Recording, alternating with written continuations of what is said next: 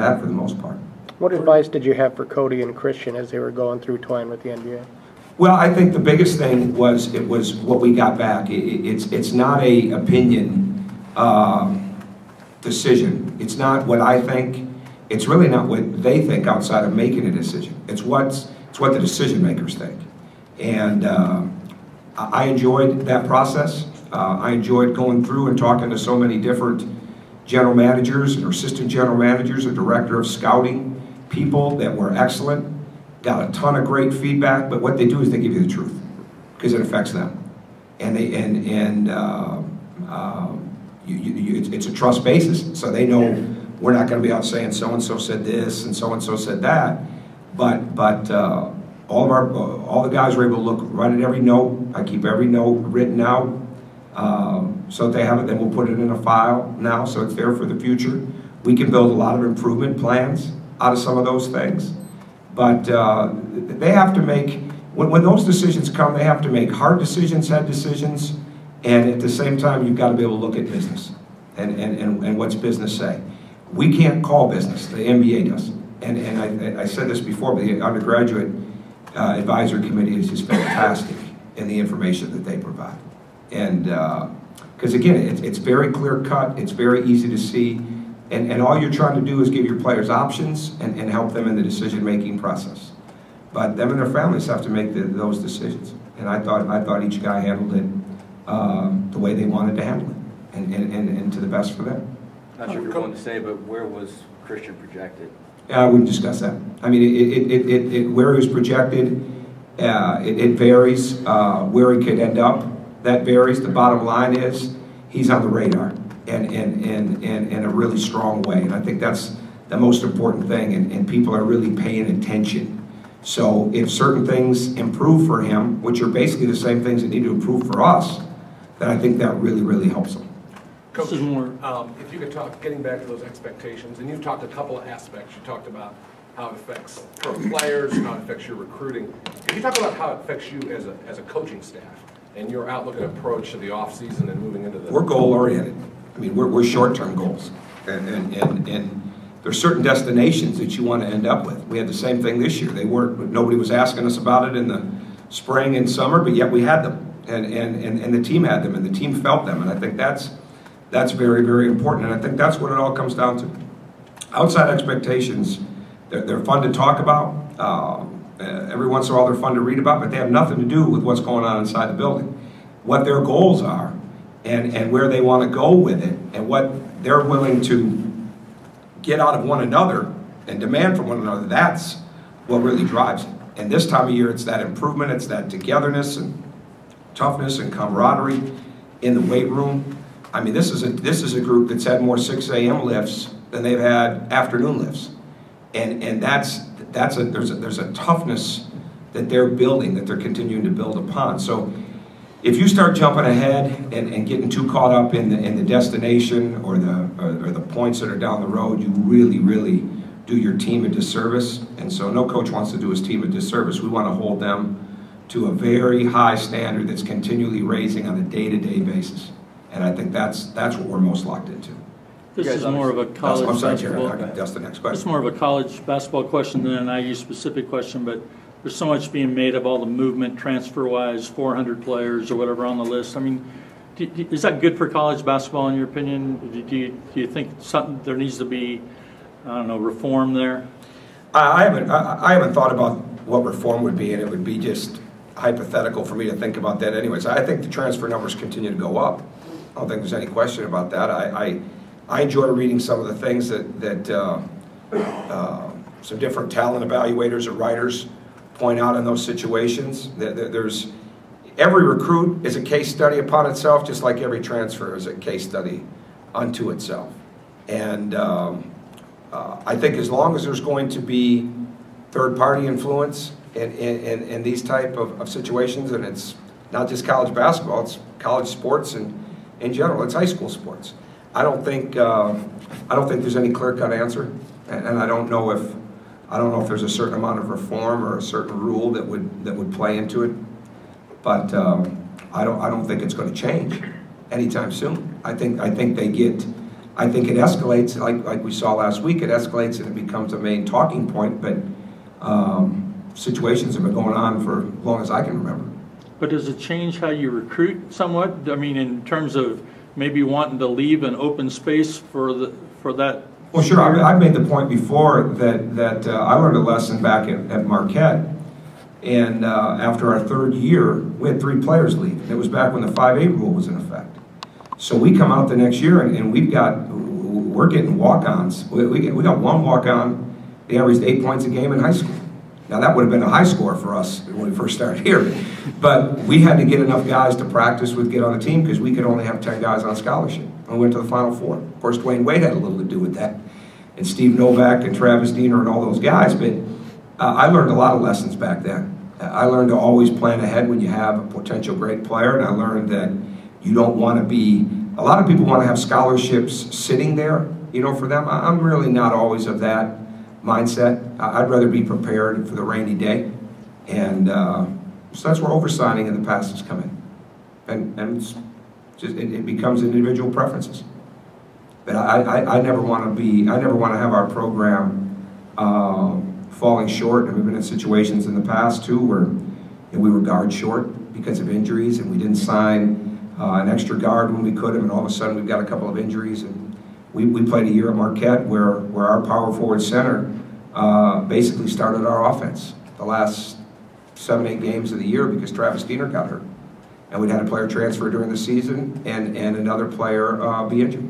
Those are hard deals. Coach, just very general recruiting question, but what is the philosophy behind coaches offering a recruit at a very young age, and how effective is that? I think it's brilliant, to be honest with you. No, I think it's it can backfire, but you know what? It's part of the game. It's part of the game, and it's part of where it's at now.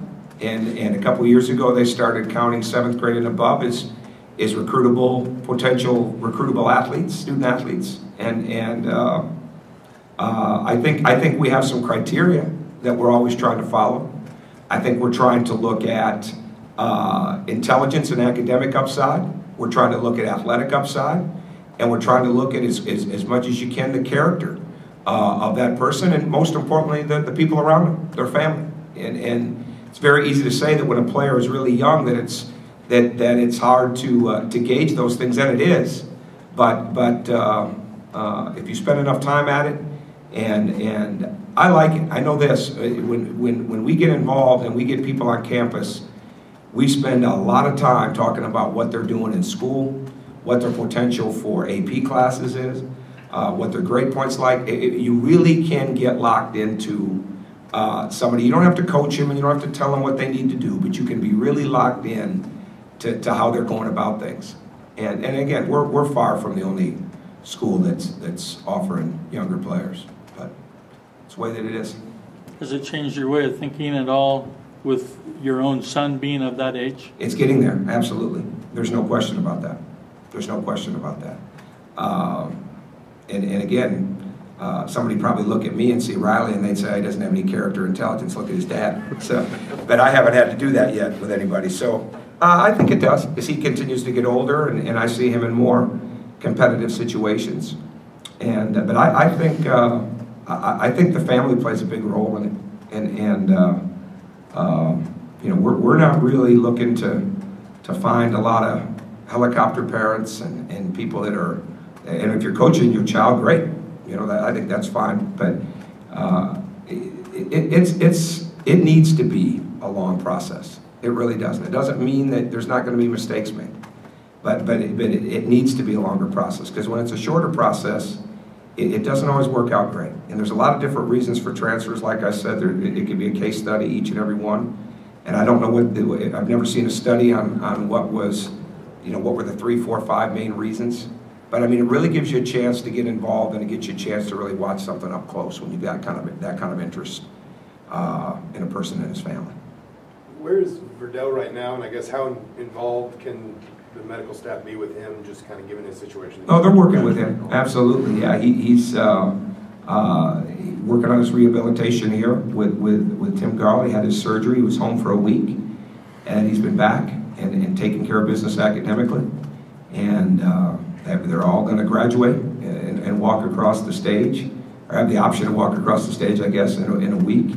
So they're taking care of all those things. I'll see them on Thursday night again, which will be a lot of fun. The Fan Fest, I think, I didn't talk about that as much, but I mean, I think it's a really big deal. I mean, it's an awesome way to include our fans and our students, and so many people that have had such a hand in keeping the enthusiasm and the energy and the togetherness alive in this program over the last few years.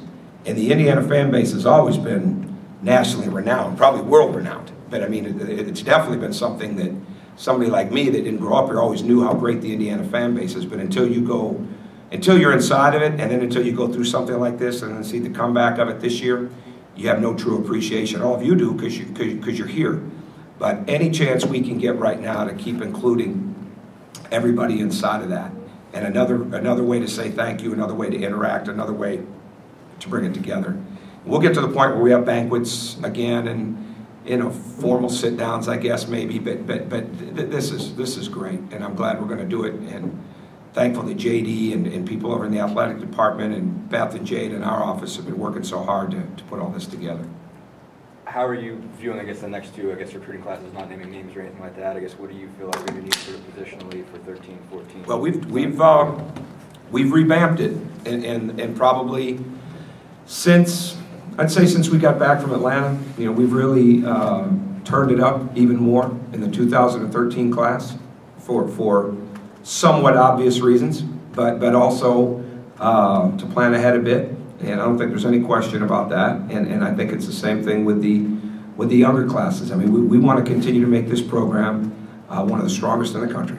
And the more that we can evaluate, we know when you're in Indiana, the pool shrinks anyways, as far as for who is going to be able to have the talent and the toughness and all those things to play at this level and have it be at a high level. But inside of that, there's still a lot of intangibles you want to study, you want to pay attention to. There's still there's things we don't want to get away from. We don't want to get away from versatility. We don't want to get away from people that have already pretty good skills, but that can continue to improve them. There's no question that the biggest offensive attribute to me is what's their shooting ability. And the biggest defensive thing to me is their awareness, their length, and how quick their feet are. And no matter what position. And awareness is probably even more important than the length and the feet. The length and feet are huge, but the awareness is even better because with what we're trying to do with switching and what we're trying to do with rotating and getting out and guarding people, you've got to have great awareness, especially on the weak side. And you've got to be able to cover a lot of ground in a short period of time. So awareness is a huge part of that. And to be a great rebounder, you've got to have awareness. So those are all attributes that we're really starting at the forefront with and kind of building from there. But I think I don't think there's ever been a day that we haven't been locked into recruiting or strongly conscious of it, but there's no question it's picked up in our minds in the last month for what we have to prepare for. Do you feel like you have a positional need? I guess, do you need a point guard in the next two classes or something like that? Well, again, there's so many. We could sit for an hour and talk about all the what-if scenarios that could play out here in the next couple of years. We're recruiting a high level of player. We've got some nationally ranked players, but more importantly, we've got some guys that they're known in a lot of places. And so with that, in this day and age, if you come in and you're successful, you're going to have options. And there's not a real age limit on options. There's a performance level. There's a potential level. All those kind of things play into what your options are going to be. So we have to be really aware of that and really aware of that. And the last thing you want to be is you don't want to end up player short or position short. And in the case of point guard, and in the case of that swing forward type of guy, to me, the deeper that you can be at those positions with people that can play other positions, the better. Because the best foremen for us have been people that you may not necessarily look and say, well, that's a foreman. And with us, where we're heading with this, to be as multi-positional, to be as versatile, and to have the ability to guard as many different people as possible, that's only going to make us better. And that's totally how we've wanted to get this set up anyways.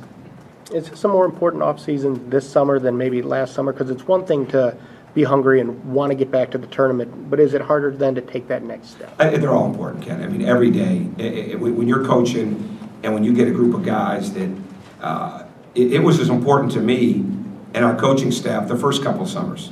Now, maybe the players didn't understand what that was all about. They probably didn't. Last year, it really, really started to take shape. And we've always had players that worked pretty hard. All right, but there's always been guys that, you know what, they're just not spending the time on it that they need to spend. Those days are over.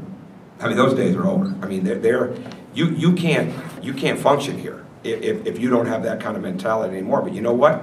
I don't think you can function at Kentucky, at Louisville, at Michigan State, at Kansas, any of those places, if you don't have that mentality. And that's where we want to be. So if you think you're going to be in an environment, well, you know, I'll just shoot a little bit tonight and I'll get back in here in a couple days, but I'm lifting hard, those days are gone. I mean, it's competitive.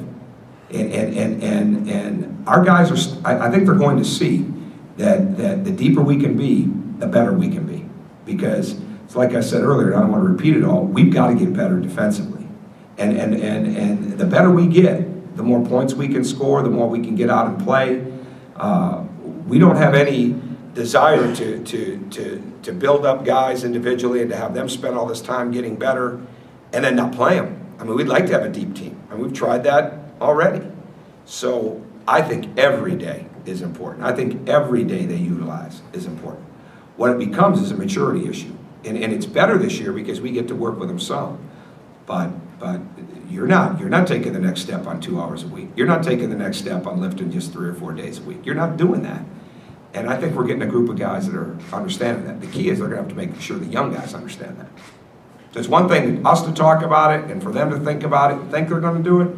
Until they get here, they have no idea how hard you have to work to be competitive at this level. Coach, if you could just take a second to look back, you've had maybe a little distance here, but over the course of that season, is there a particular moment for you that sticks out? Maybe it was off the court, but it could be off the court. Is there a moment that kind of sums up that season for you? Yeah, there really is, and it wasn't in any game. It was the day after the Michigan State game. And I've mentioned other moments, and I'll explain. The Evansville win was huge. The last 7.5 minutes of North Carolina State was huge. The joy in that locker room was fantastic. Certainly the ranked wins and some of the road wins in the league, those were great. But when we came back after a tough film session after Michigan State, not as tough as some other ones, but when we came out, the practice that we had, I started to think we're going to be pretty good. Because they went at each other, and it wasn't chippy, it wasn't frustration, it wasn't I'm better than you, it was we're better than this, and they knew they were better than what they played against Michigan State, and they had an embarrassment about the way that they played, and that practice showed that they could do something about it. So I'll never forget that practice ever, and one of my all-time favorite moments personally. I mean, you might get a different answer from different coaches, but one of my all-time favorite days in basketball, without a doubt. And then it turned around. We beat Ohio State. Now, we still had our moments. We weren't as good. There's no doubt to me that we got a little, we had a couple guys get a little carried away with themselves after the Ohio State game and thinking they were a little bit better than they were, and this might be a little easier than we thought it would be, and we felt the effects of that. But coming off a loss like that and to come and practice like that, that was huge. We'll see you Thursday. We'll have the... All right. Anything else? I know we don't get together much. Anything else? I'll throw one out real Go quick. ahead. I mean, we talked a lot about the expectations and something like that. I guess, is there, obviously you still work hard, you still get after it, but is there something different when you don't necessarily have the underdog card to play anymore? I think it's all how you define it. I mean, I think it's all the perception on the outside isn't necessarily what the perception is on the inside. And I just think I don't think I look at it that way. The guys I've been around in those workouts, and the guys that have been in that weight room in the last 3 weeks, I don't have concerns about how hungry they're going to be, and that's even before we're all together in the summertime. So those things are those things are fun to talk about, and they're interesting. But when you're in house and you're inside of it every day, if someone was acting like that, I think it would show up pretty quick. I haven't seen any of that, and if the day comes, I think it'll be short-lived. Anybody else? You talk about academically with, I mean, so many guys graduating after their junior year and being able to work on their master's their senior year. I mean, just how has that evolved and gotten to this place? I think you've always got to have some special edges and hooks in how you're making your team better, and I think our player development, I think the way the guys improve, I think you just look at the numbers from year to year on how guys get better. I think that's a big deal. But we have more guys that are going to graduate in 3 to 3.5 years than we do 4. And I think it's a tribute to how hard they work, how they're raised academically before they get here. But it's a big-time tribute to the way that Marty Mooney organizes things, the way our coaches back it up, into the way the professors and the teachers teach at the university. And I don't know very many of them, but obviously it's going pretty good. And I think there's an accountability that they know what's expected of them academically. They know the repercussions when they aren't there, and we just move. And it's a great place in this program because we want to recruit players that want to be pros too. I mean, but we'd also like to have them, for the most part, have their degree. If they can leave and have their degree, that would be even better. And I think that's exactly how we're trying to set it up. And in this day and age, to just walk in and say, okay, you know, in 4 years and 5 years, that's not how we're talking. That's not how you talk at this level. You can't. You get left behind. But if you can give a player an opportunity to get better, give an opportunity to play at a major league program like this, and then be able to get this world-class education and get the support that they get for that, well, now you got a chance to be in the conversation with good programs. And you've always got to find ways to differentiate yourselves or to give yourself a hook and an edge. And what's going on here academically, we're not taking a backseat to anyone on that. And that's really good. I mean, again, everyone will have graduated. And I'd like to think that we've always put academics at a very, very high premium. Tim Buckley graduated everybody he coached at Ball State. Steve McLean had a tremendous graduation rate. It wasn't 100%, but it was really, really good. And we had a 100% rate at Marquette. Everybody that played through their 4 years graduated. So we'd like to see that continue, and the more that we can get it, that's why getting involved with players at a young age sometimes, where you can start to really have a hand on them, and as far as academically, I think it helps, and I enjoy it. Should there be an APR bonus given if you have multiple degrees at a school? Absolutely. Why don't you write about that? That's a great question. Absolutely, absolutely, because there's enough negatives and there's enough things that take away points to be able to get something like that. Absolutely. And it's all being done within context. It's not like anybody's sitting there taking 21 hours and sleeping 3 hours a night. If we're sleeping 3 hours a night, it's not because of academics. So I mean, but this school is so strong. And we went to Washington, D.C. last week for an alumni event. And Victor went as well, and he was the student speaker. And a great crowd. It was like 355, 360 people there. As I've said to the people that put it on, I wish we could have had every recruit, every parent of the current players see this and see how those people feel about their university, how they feel about the program. And then to have somebody like Victor be in there and have these people look at that. That's what you want. We need to get this program absolutely back to the place that when these guys are done playing, that there are people, that they have options in their next life too, their next life and career.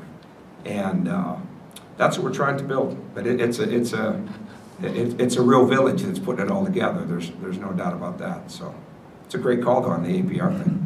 We got to get Calipari to run with that. See, he loves those causes. That'd be good. Anybody else?